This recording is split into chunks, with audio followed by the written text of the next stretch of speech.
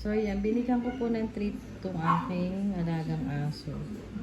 Yan. Gustong gusto niya to. Ayan.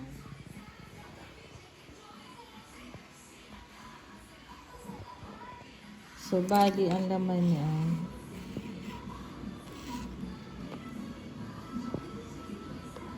70 grams. Ayan.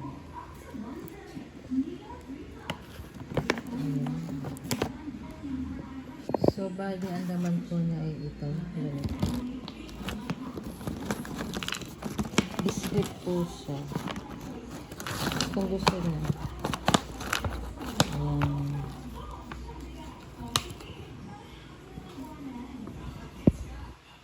Tuwan-tuwa yung mga aso pag kumain ito.